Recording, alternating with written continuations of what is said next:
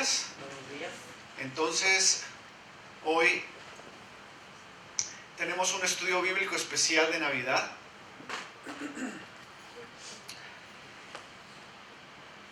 Y siempre nos preguntamos cuál es el propósito de celebrar la Navidad.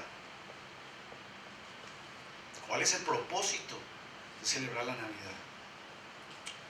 Bueno, la mayoría de las familias tenemos una tradición navideña, ¿verdad? En cada país hay una tradición navideña y diferentes significados para la Navidad. Diferentes reuniones, diferentes servicios, diferentes comidas, celebraciones, etc. El propósito de nosotros de celebrar la Navidad es Jesús, el nacimiento de Jesús. Sin embargo, nuestra celebración de Navidad no sería la misma sin la cruz. Aunque celebramos en Navidad el nacimiento de Jesús, esta celebración no sería la misma si no entendemos el significado de la cruz.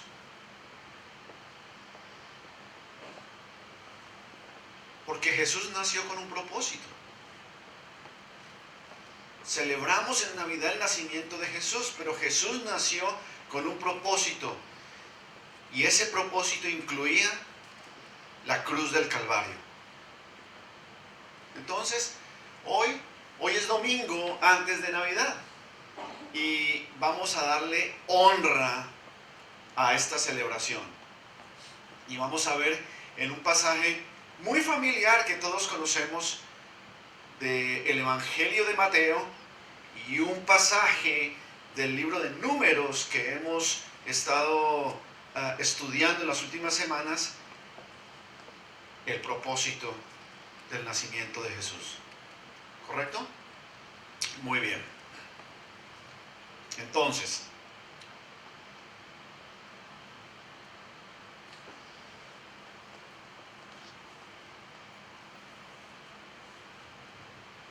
Jesús, el Salvador.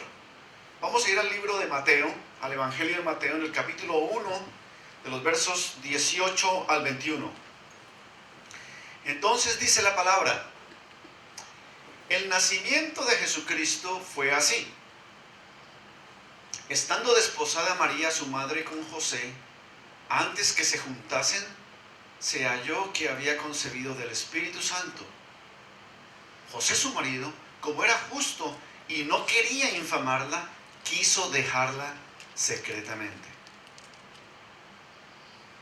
La palabra dice que estando desposada María con José,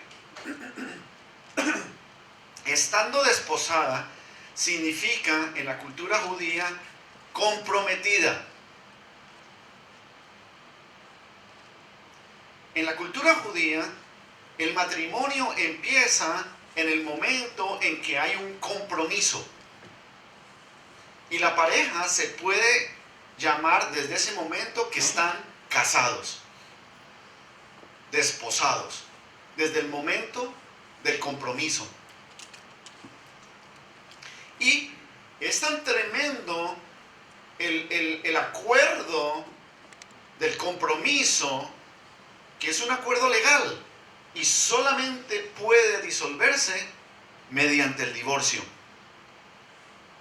El compromiso.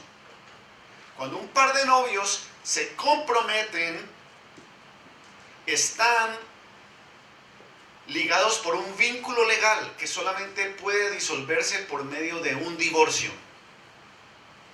Y son novios. Pero desde el punto de vista cultural, ya están casados. La boda es el momento en que se legaliza este acuerdo. Pero es un vínculo que solamente se puede disolver por el divorcio. Así podemos entender lo que dice aquí. Estando desposada María, o sea que María estaba comprometida con José. Y aunque la esposa o prometida permanecía en su casa, en la casa de sus padres, ¿sí? Y debería permanecer en la casa de sus padres hasta la ceremonia de la boda, legalmente ya eran marido y mujer. Pero debía permanecer en la casa de sus padres hasta la boda. Entonces, esta era la situación entre José y María. Ellos estaban comprometidos o casados, pero todavía no se había celebrado la boda. Entonces José vivía en su casa y María vivía en la casa de sus padres. ¿Correcto? Pero ahora sucede algo completamente anormal para una pareja comprometida en esa época. María se da cuenta de que está embarazada. Esto es muy normal hoy en día. Una pareja comprometida y encontrar que hay un embarazo es muy normal. Pero en la cultura judía de esa época, eso era tremendamente anormal. María se da cuenta de que había concebido del Espíritu Santo, estaba embarazada. A través de la obra sobrenatural de Dios, María fue divinamente elegida para traer al Salvador al mundo. Ahora, imagínense ustedes cuando José escuchó la noticia de que su comprometida o esposa había quedado embarazada. Entonces José debió haber pensado que María le había sido infiel, porque debía mantenerse virgen hasta la celebración de la boda, aunque fueran comprometidos ilegalmente y estando con el vínculo del matrimonio incluso desde el momento del compromiso. Pero cada uno vivía en su casa y María está embarazada. Entonces José tuvo que haber pensado que le había sido infiel. Algo andaba muy mal allí, muy mal. ¿Y por qué sabemos que muy mal? Porque José quería dejarla secretamente. José quería dejarla.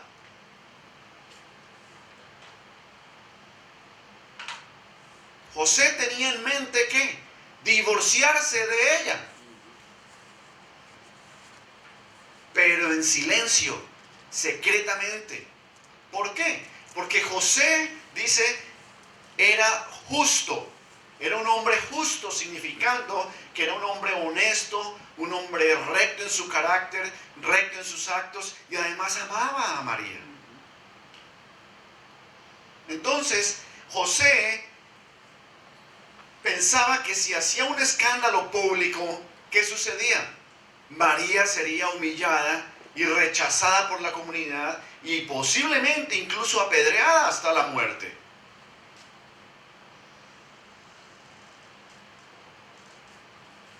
Pero evidentemente el amor de José le hizo tomar la decisión. Esto no está bien, ella está embarazada, ha sido infiel, porque no es mío, pero yo la amo y yo soy un hombre justo y recto y no quiero que ella sea rechazada, no quiero que ella sea humillada, entonces me voy a divorciar en secreto. Por eso dice la palabra, quiso dejarla secretamente. Entonces, José estaba pensando en eso. Y dice el número 20, y pensando él en esto, He aquí un ángel del Señor le apareció en sueños y le dijo: José, hijo de David, no temas recibir a María tu mujer, porque lo que en ella es engendrado del Espíritu Santo es. Y dará a luz un hijo, y llamarás su nombre Jesús, porque él salvará a su pueblo de sus pecados. Bendito sea el nombre del Señor. Entonces, la palabra nos enseña que Jesús estaba pensando, ¿qué? ¿Cómo dejar a María sin que nadie se diera cuenta? Perdón, José. José estaba pensando en cómo dejar a María sin que nadie se diera cuenta. Algo difícil. ¿Por qué? Porque ella estaba embarazada. Y él estaba pensando en eso, dice la palabra. Estaba pensando, ¿cómo voy a hacer? Tengo que divorciarme de ella. Está embarazada. Pero tengo que hacerlo secretamente, porque la amo y no quiero que la humillen. Pero Dios envió un ángel a José en sueños. Y el ángel se dirige a él: José, hijo de David. Esto inmediatamente toca el corazón de José. ¿Por qué razón?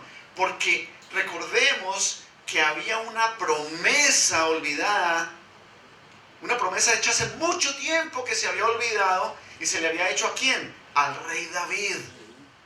¿De qué? De un reino perpetuo a través de sus descendientes. Y que un ángel se le aparezca y le diga: José tenía miedo, estaba pensando, ¿qué van a decir? ¿Qué van a hacer?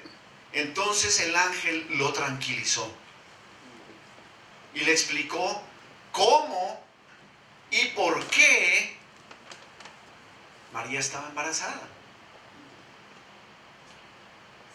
¿Cuál era la razón por la cual ella estaba embarazada y cómo había salido embarazada? Que era lo que más le preocupaba probablemente. Entonces, el ángel le dice: lo que en ella es engendrado del Espíritu Santo es. No te has sido infiel, José. El hijo que María está esperando ha sido concebido por el Espíritu Santo. Dios le confió la tarea a José de ser el padre terrenal de Jesús, de guiarlo en su infancia, en su adolescencia, a José. Esta tarea no se la dio al sumo sacerdote, no se la dio a ningún líder religioso, no se le dio este cargo a ninguna persona rica, poderosa, con influencia, sino a José, un carpintero, un trabajador común y corriente, con ingresos y con una educación limitados, para que fuera quien guiara y educara a Jesús, el Hijo de Dios, el Salvador. Y en el verso 21 le dice: y dará a luz un hijo y llamará su nombre Jesús, porque él salvará a su pueblo de sus pecados. El propósito, el por qué, el cómo, concebido por el Espíritu Santo. ¿Por qué está embarazada?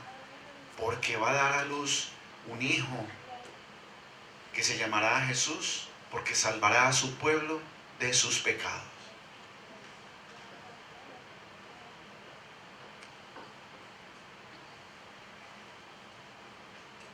Jesús. ¿Por qué el nombre Jesús? Jesús en inglés y en español es la forma griega del nombre hebreo Yeshua. Por Yeshua. Ese es el nombre hebreo. Y que significa Dios salva. Yahvé salva. Jehová salva. Eso significa el nombre de Jesús. Jesús vino con un propósito. Y en su nombre se identificaba el propósito del Señor. Dios salva.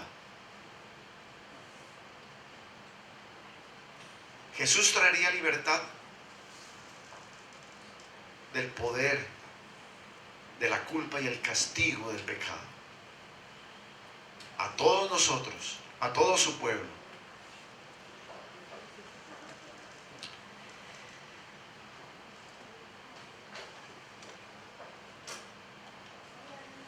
Y dice el verso 22, todo esto aconteció para que se cumpliese lo dicho por el Señor por medio del profeta cuando dijo, he aquí una virgen concebirá y dará a luz un hijo y llamará su nombre Emanuel, que traducido es Dios con nosotros. Mateo entonces nos dice que todo esto sucedió para que se cumpliera la promesa de Dios que había hecho a nosotros, a su pueblo, a través de ¿quién? Del profeta Isaías. Y el profeta Isaías, en Isaías 7:14, decía, por tanto, el Señor mismo os dará señal. He aquí que la Virgen concebirá y dará a luz un hijo y llamará su nombre Emanuel. La pregunta es, ¿por qué llamamos a Jesús el Hijo de Dios y no Emanuel?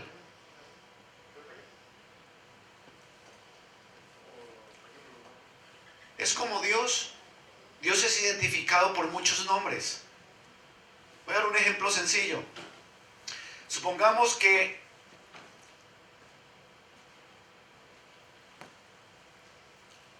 hace muchos años alguien le dice a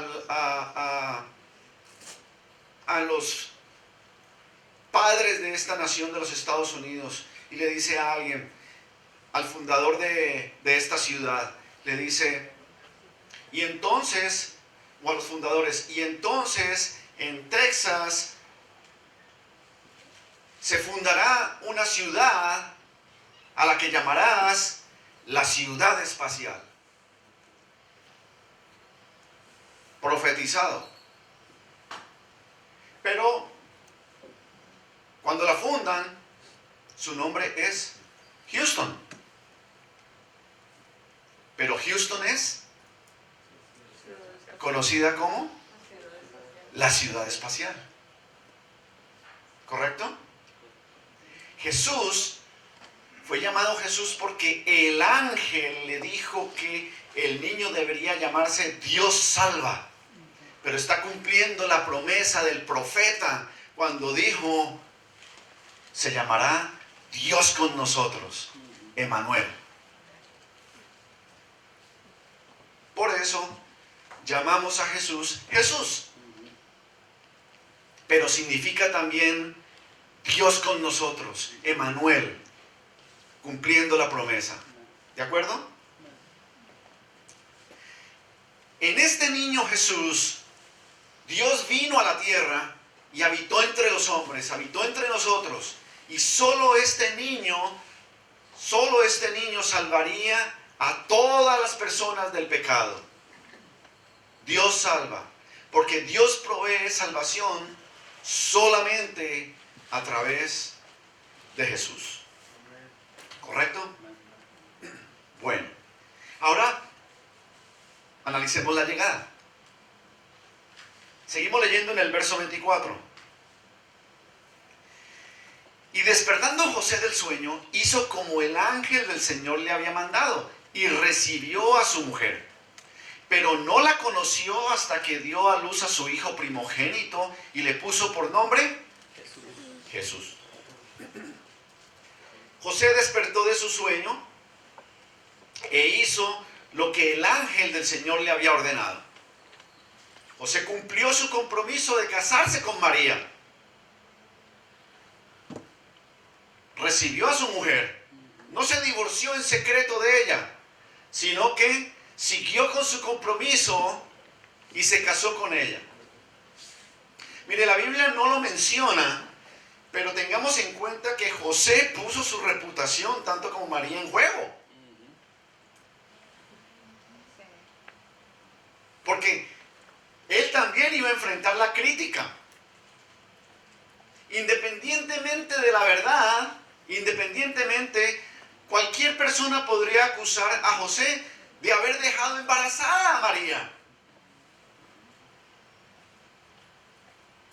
María está embarazada y José decide ¿qué? Recibirla y se casa con ella. Pero ella está embarazada antes de que se case. ¿Cuál es el mensaje? José embarazó a María.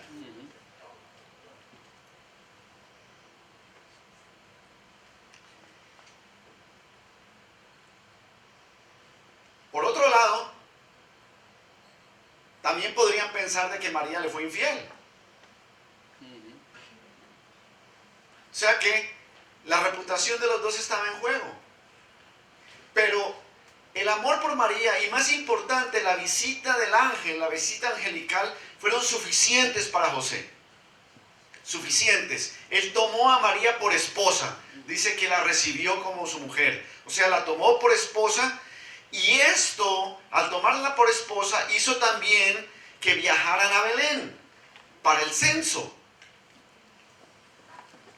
Entonces, se cumpliría otra promesa con respecto al niño. El versículo 25 es muy importante porque dice, no la conoció hasta que dio a luz a su primogénito. No la conoció significa no tuvo relaciones sexuales. Eso es lo que significa. Entonces, significa que José no consumió su matrimonio hasta que ella dio a luz un hijo. Esto nos dice que José, lleno de integridad, contuvo sus deseos de recién casado. Contuvo sus deseos de recién casados sin dejar ninguna duda de que este bebé era el Hijo de Dios. El Evangelio es bien claro. María quedó embarazada del Espíritu Santo y José no tocó a María, sino hasta que dio a luz a su hijo primogénito, indicando que el hijo de María era el Hijo de Dios. Y dice, la palabra dice, no la conoció hasta. ¿Qué significa hasta? Indica que después de que Jesús nació, ¿qué sucedió?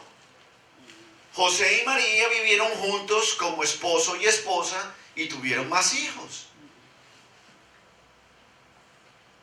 No la conoció hasta que Jesús nació. Eso significa que hasta que Jesús nació, después de que Jesús nació, José y María vivieron como una pareja normal de marido y mujer, esposo y esposa, y la Biblia más adelante nos indica que tuvieron más hijos. En ese momento del nacimiento de Jesús, no hubo mucha conmoción.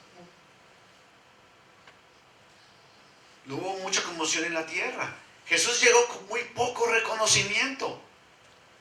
Sin embargo, la Biblia nos dice que en el cielo hubo ¿qué?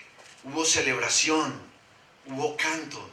Los ángeles llenaron los cielos, declarando alabanza, declarando adoración. Miren, al igual que José, nosotros podemos demostrar nuestra fe en Dios. Al igual que José y María, podemos demostrar nuestra fe en Dios a través de ¿qué? De nuestros actos de obediencia. ¿Obediencia a qué? Dios ha puesto la palabra, la Biblia, la palabra de Dios como nuestra guía. La Biblia es una guía para llevar una vida fiel.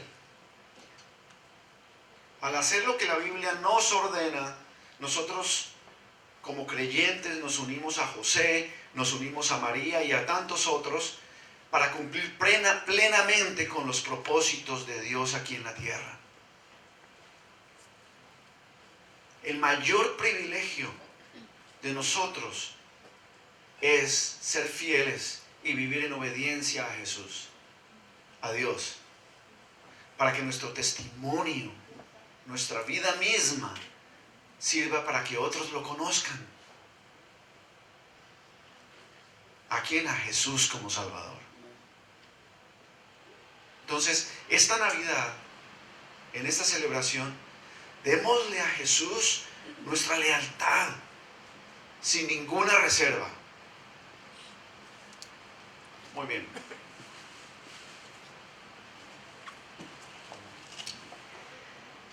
El requisito. Ahora volvemos al Antiguo Testamento. Nos devolvemos 1400 años. Nos devolvemos 1400 años antes de la venida del Señor, en un evento en el libro de Números, el libro que ya estudiamos, en el que se señala la razón por la cual Jesús vendría al mundo, presagiando la cruz del Calvario. Entonces, un poquito de contexto a lo que vamos a estudiar en el libro de Números. Recordemos que al pueblo de Israel se le ha dado la promesa de la tierra prometida, pero por desobediencia, esta generación que salió de Egipto no entraría a la tierra prometida, sino ¿quiénes? Sus hijos. Pero para que la generación cambiara de padres a hijos y murieran los padres, tenía que pasar unos 40 años. ¿Y qué tenía que suceder en esos 40 años? Tenían que vagar por el desierto antes de entrar a la tierra prometida. Entonces, divagando en el desierto todos estos años, los israelitas muchas veces entraron en frustración y se sintieron impacientes. Y en una ocasión se quejaron de la comida, se quejaron del maná, de ese pan liviano. Estamos hartos de este pan liviano. Estamos hartos de esta provisión, dijeron. Estaban cansados de comer maná y culparon a Dios y culparon a Moisés. Recuerda, el Espíritu Santo nos tiene que hablar. Dios nos provee, Dios nos suple todos los días. Pero los israelitas se quejaron de la provisión. Culparon a Moisés. Entonces, ¿qué dice la palabra?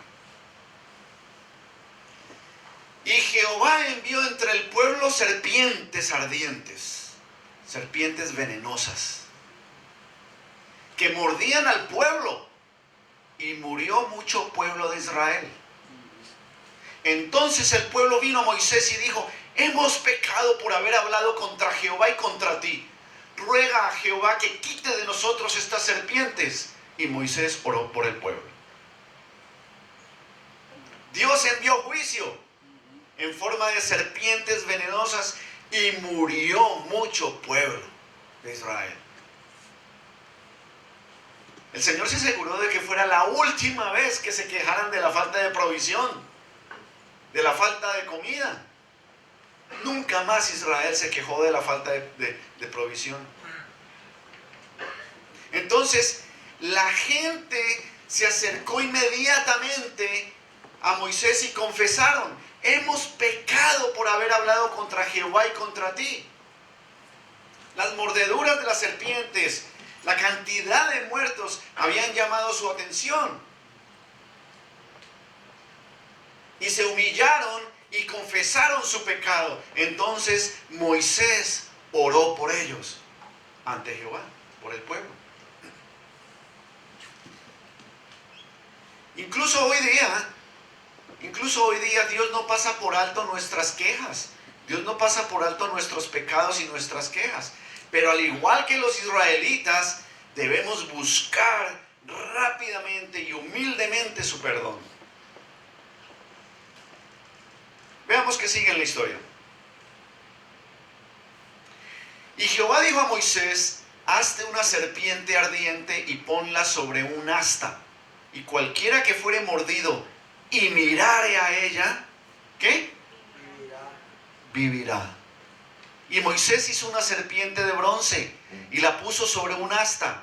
Y cuando alguna serpiente mordía a alguno, miraba a la serpiente de bronce y vivía.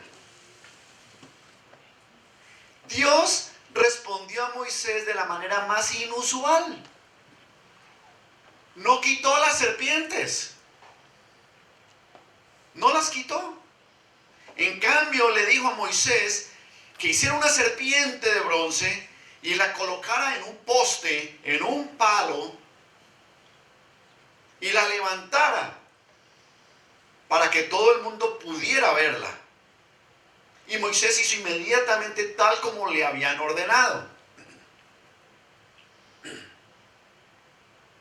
Cualquier persona que era mordida por una de estas serpientes se recuperaría si mirase a la serpiente de bronce.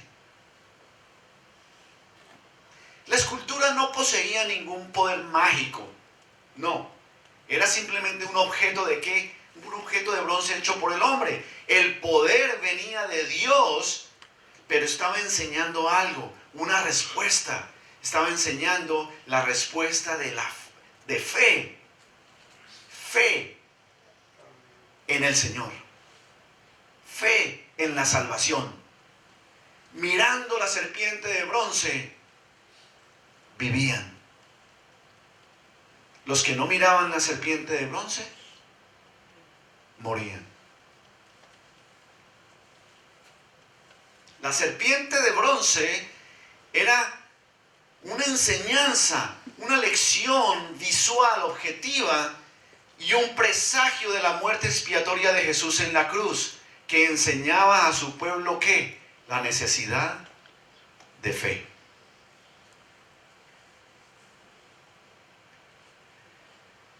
Y miren, teniendo en cuenta este pasaje que sucedió 1400 años antes, Jesús enseñó que Él también sería levantado para salvación del mundo. Cuando Jesús estaba conversando con Nicodemo,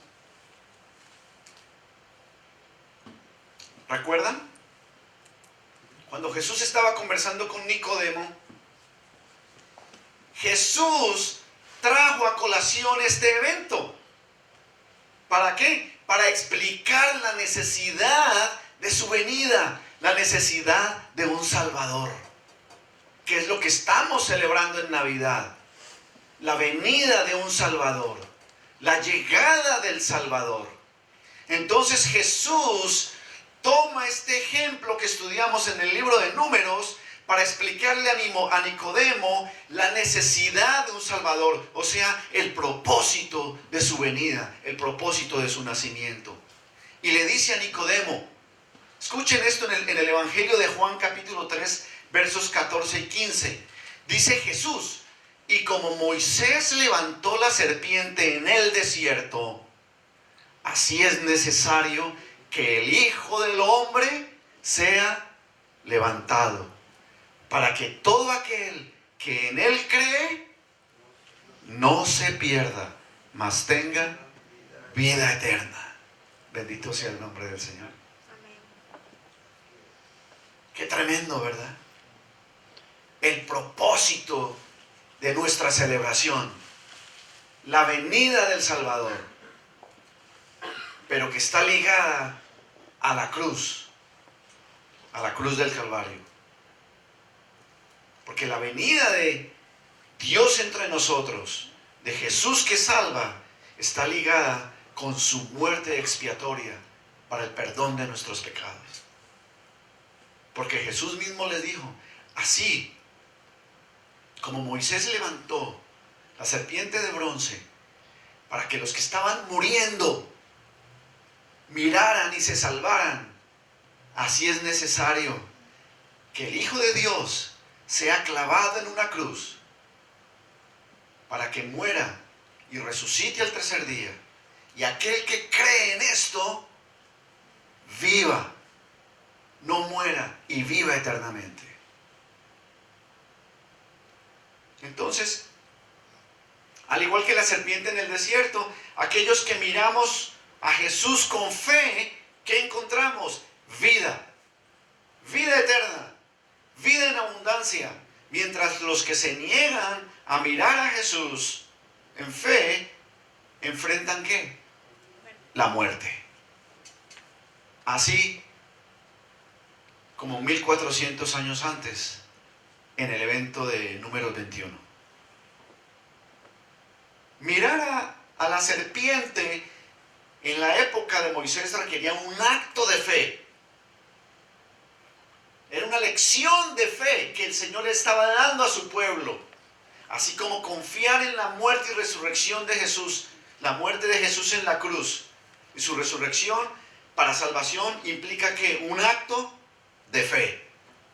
Solo que a diferencia de la serpiente de bronce, que en aquella época solamente proporcionaba una recuperación física, en cambio nuestro Salvador Jesús, sufriendo en la cruz, ¿qué proporciona? Nos proporciona curación permanente para nuestra alma enferma y pecadora.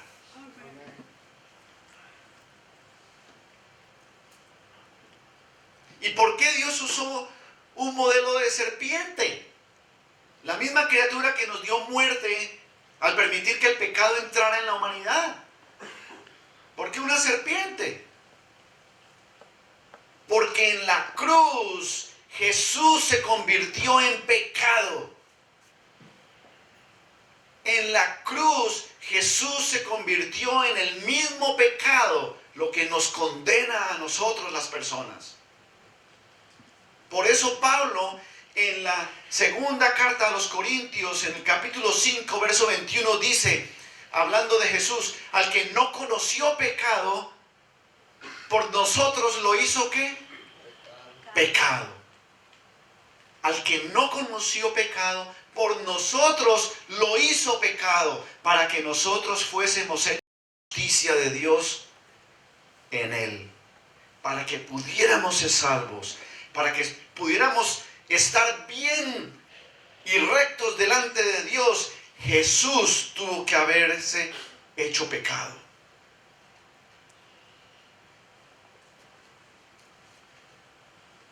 Entonces, ¿para quién está disponible la salvación? La salvación está disponible para todos nosotros, para todas las personas que nos están viendo. La salvación está disponible para todos, absolutamente para todos. ¿Qué se requiere para ser salvo? Para ser salvo se requiere tener fe en Jesús. El apóstol Pablo nos lo describe bien cuando se encontraba en la cárcel con Silas, su compañero de viaje. Se encontraba en la cárcel y después de un incidente en que hubo un terremoto y las paredes y las puertas se cayeron y el carcelero que los estaba cuidando en fe se sintió compungido, arrepentido. Les preguntó a Pablo y a Silas, ¿qué debo hacer para ser salvo? ¿Qué debo hacer para salvarme? La palabra dice que él les preguntó, señores, ¿qué debo hacer para ser salvo? Y ellos dijeron, cree en el Señor Jesucristo y serás salvo tú y tu casa. Cree en el Señor Jesucristo y serás salvo tú y tu casa. Entonces, en resumen, Dios provee salvación a través de su Hijo, Jesús.